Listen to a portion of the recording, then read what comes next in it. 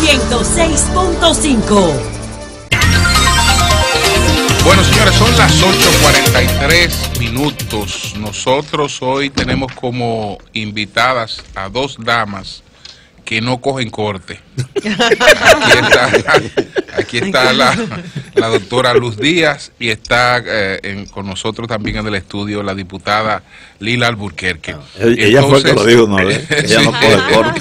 Entonces, con la doctora Luz Díaz, con la abogada Luz Díaz, vamos a hablar del caso de este fiscal Robert Justo Bobadilla de Samaná, que Marilena le dio mucho seguimiento. Él estaba pues acusado de abusos contra varias damas y la doctora Luz Díaz fue la abogada de esas damas. Ya sabemos que hubo un proceso abreviado y él ha admitido su culpabilidad. Pero antes de que usted nos hable del caso de Robert Justo Bobadilla, yo quisiera conocer su opinión sobre la elección del juez Brett Kavanaugh y todo este proceso que ha culminado con su elección. A usted, ¿qué reflexión usted tiene sobre ese caso? Bueno, yo creo que lo importante es que globalmente, digamos, internacionalmente, estamos haciendo visible este tipo de temas. El tema de la agresión sexual, del acoso sexual, que fue, digamos, el ojo del huracán en esa discusión, en el proceso de nominación, ya confirmado, ¿verdad?, juez de la Suprema Corte de Justicia, nos trae a la siguiente reflexión. Primero, es importante que ese tema se debatió. Ese tema fue relevante. Fue lo suficientemente relevante como para ocupar el tiempo de la opinión pública, de las fuerzas políticas en Estados Unidos, para ver si este señor era o no meritorio y podía asumir esa posición. En realidad, la investigación que se llevó a cabo, que eso fue, digamos, la conclusión a la que en lo que los medios se presentó, es que esa investigación no determinó que esa agresión que esa señora, las señoras que fueron denunciantes, fue provocada o fue generada o fue causada por este señor. Entonces, ahí, digamos, lo importante, yo no creo que aquí hay ganadores y perdedores. Primero, yo no conozco el caso de esa señora en particular, pero yo creo que el gran mensaje es que en Estados Unidos, en el mundo, en República Dominicana, el tema del acoso sexual, el tema de las agresiones sexuales son lo suficientemente importantes que en otros tiempos no lo eran. En el caso que nos ocupa a nosotros, un tema de acoso sexual, recuerden que el acoso es un tema que se ve hasta tolerado, o sea, se entiende que una persona que tiene el jefe, ¿verdad?, el supervisor, el jefe, puede perfectamente hacer propuestas sexuales a su empleada y, digamos, se ve como que, bueno, si ella quiso, y si no quiso, pues también.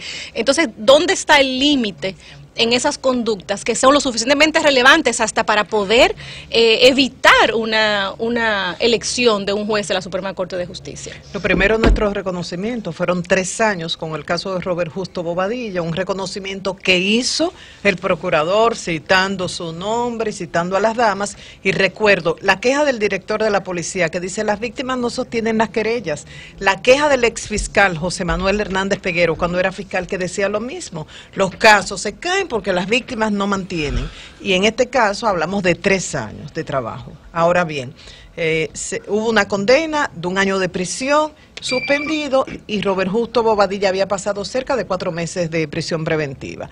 Por un lado, la gente dice, bien, admitió los hechos, acoso sexual, y por otro lado, pero salió en libertad. Apenas 3 o 4 meses de prisión preventiva. ¿Cuál es la lectura de esta admisión y de la condena? Sí, bueno, lo importante es que hay que explicar qué fue lo que ocurrió. Lo que ocurrió es que ese ciudadano fue acusado de una serie de conductas, de hechos cometidos contra estas mujeres. En total fueron 9 mujeres de las 8 que inicialmente presentaron, de las 10, perdón, que inicialmente presentaron una querella. Una de ellas no se presentó efectivamente a hacer las entrevistas con el Ministerio Público y continuar, digamos, el proceso de investigación, por eso fue excluida del proceso. Estas 9 mujeres que denunciaron y cuyos hechos están contenidos en la acusación, Robert Justo, en el medio de una audiencia preliminar, cuando se iba a presentar desacreditar la acusación, decidió, en lugar de agotar todo el proceso que constituye el juicio, decide admitir la culpabilidad y entonces se le aplica un procedimiento penal abreviado. ¿Qué es esto? Se llama acuerdo, incluso un acuerdo pleno, porque se acordó los hechos y se acordó la pena. La pena máxima de acoso sexual, que es lo que él reconoció en el proceso, es 1 año de prisión, justamente. 1 año de prisión, justamente, él llegó a sufrir cerca de 5 meses de prisión, de los cuales a la mitad de la pena, de todas maneras, él hubiese podido salir en libertad, porque esas son las reglas, digamos. Entonces, yo no creo que debemos de meternos en la ola populista de que la prisión es lo que va a resolver los problemas de la delincuencia. No, lo que va a resolver los problemas de la delincuencia es la seguridad, la certeza de que hay una sanción, de que no hay impunidad. Eso es digamos, el efecto de advertencia, ¿verdad? Y lo que ha ocurrido aquí es que estas mujeres, lejos de mantener un proceso por no sé cuántos años más, de ser cuestionadas en lo que fueron sus declaraciones, este señor le ha dicho: miren, yo me equivoqué, yo cometí un error, y ese error que yo cometí es un ilícito, y voy entonces a cumplir esa sanción, voy a asumir esa responsabilidad. No ha habido para nosotros, para las víctimas y para nosotros como firma, que la hemos apoyado de manera voluntaria en este proceso, no pudo haber habido mejor desenlace de poder cerrar este conflicto y darle una oportunidad a todas las partes en el proceso, al mismo Robert Justo, de que dentro de las condiciones de esta sentencia está que él se someta, ¿verdad?, a tratamientos, a un manejo profesional, porque la verdad es que lo que ocurrió en Samaná no puede volver a ocurrir en ningún sitio, en un lugar público, en ninguna empresa, digamos, entidad pública, privada de este país. Bueno, voy a referirme a un caso distinto, por ejemplo, al del juez, la elección del juez de Estados Unidos, para irme al punto donde tú estás, porque en ese caso se trataba de 2 estudiantes que tenían la misma condición. No había uno en posición de mando frente al otro. Aquí se dio un caso que nosotros denunciamos a nivel Calotrajo, incluso de embarazo, un maestro que embaraza a una alumna. Son casos que se han producido en más de una oportunidad. Este caso está pendiente, el maestro incluso abandona el país, no sabemos en qué posición se mantiene.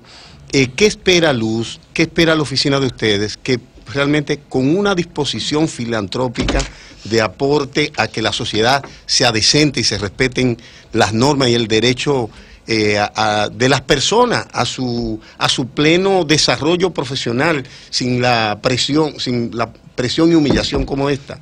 ¿Qué esperan ustedes que se haga y qué debe hacer la sociedad y el Ministerio de Educación ante estos hechos? Mire, yo creo que cada quien en la sociedad debe asumir su rol. Nosotros como firma de abogados, en este caso, estamos simplemente devolviéndole a la sociedad un poco de lo que nosotros tenemos, ¿verdad? Y con este aporte, con este acompañamiento hacemos ese aporte. Pero fíjese, ahí pasa por los planteles escolares. En el ámbito escolar, que donde usted que también es otro, el caso es distinto, porque si es una persona menor de edad, entonces sí, ya estamos hablando de otra cosa, ¿verdad? Sí. Porque no hay ninguna posibilidad de que una persona tenga una relación de tipo sexual con una persona menor de edad. Eso vamos a quitarlo, digamos, de la mesa. Ahora bien, las empresas tienen un rol importantísimo para poder detectar y tener mecanismos que detecten estas situaciones. Ahora mismo nosotros con este tema estamos muy sensibles y nuestros clientes le estamos ofreciendo, bueno, vamos a ver qué estás tú haciendo para que una persona que está siendo acosada sexualmente pueda canalizar adecuadamente una denuncia.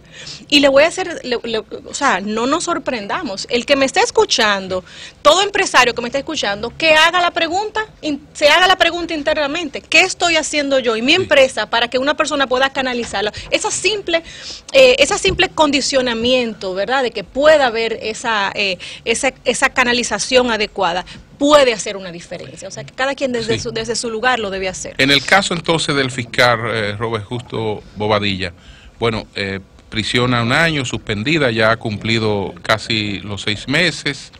se va a someter a un proceso de rehabilitación, a un proceso de reorientación.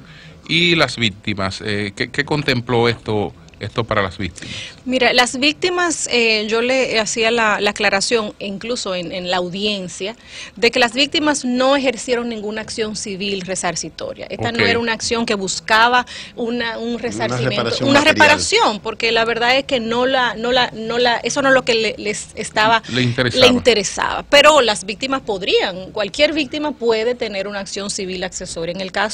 En nuestro caso, no hubo ninguna pretensión ni del inicio ni ahora cuando se concluyó la investigación. Ellos están satisfechas por haber concluido con esta tortura que es el proceso y habérseles reconocido que en efecto sufrieron esos hechos y que al final hay un desenlace que ha sido beneficioso. Como abogada y la firma como tal, ¿teme que esta lucha pueda desprestigiarse? Porque sí, a nivel internacional hay todo un movimiento. Me Too, sí. Hubo dos personas reconocidas con el Premio Nobel de la Paz por la lucha contra la violencia sexual. Sin embargo, hay figuras internacionales que hoy día están siendo extorsionadas porque hay mujeres que quieren conseguir dinero en base a esta lucha.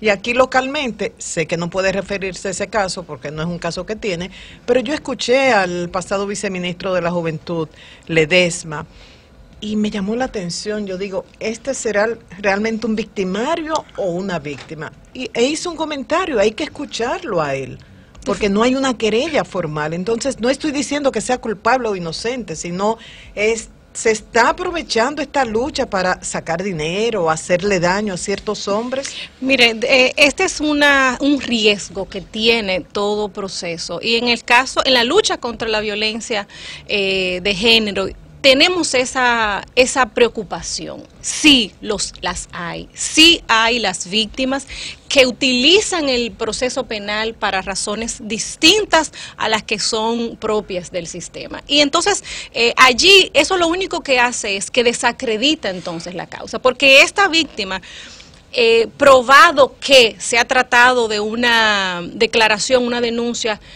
temeraria, que no ha sido coherente, que tiene otros intereses, que ha tenido la posibilidad en algún momento de poder solucionar este tema con lo que debe ser, ¿verdad? Con una responsabilidad conforme manda la ley, y utiliza estos mecanismos para otros fines. Son las autoridades las que tienen que entonces tener ese filtro, ese control, porque no es verdad que una víctima que utilice el sistema como un mecanismo de presión.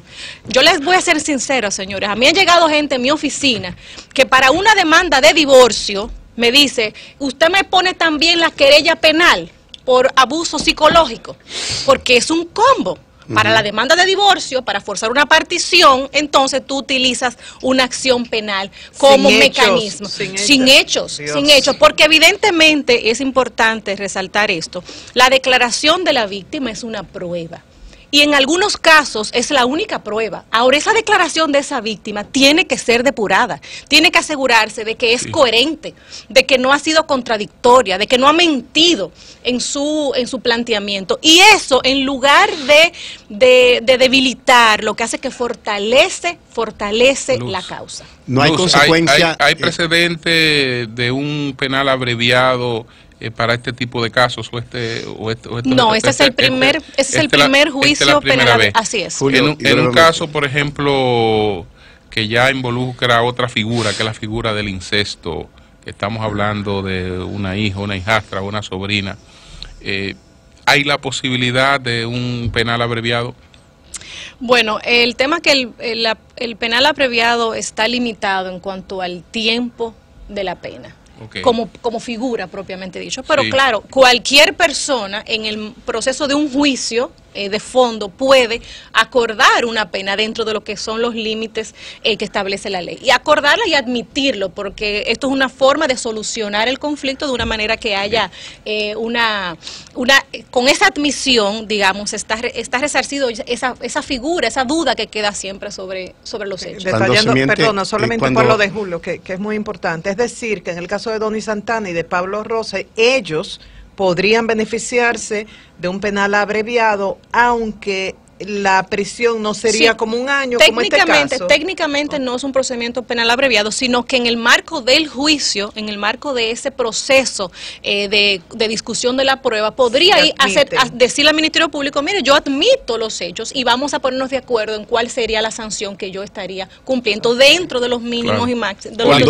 Cuando no se trata de una víctima, sino de alguien que intenta imputarle el hecho para grabarlo, como para grabar, por ejemplo, en un escenario de partición o en un escenario de que un empleador dice, un dinero, que se avancé un dinero, a mi marido le avancé un dinero mientras éramos pareja y luego que terminamos yo entiendo que me lo tiene que devolver. Eso es un caso típico de querellas por violencia psicológica que son hoy en día vistos. Exacto, es decir, si en caso se demuestra, ¿puede mentir alguien y no tiene consecuencia o esto puede generar una consecuencia? Mire, la ley dice que es responsable civilmente el querellante temerario o el que hace una falsedad en la querella.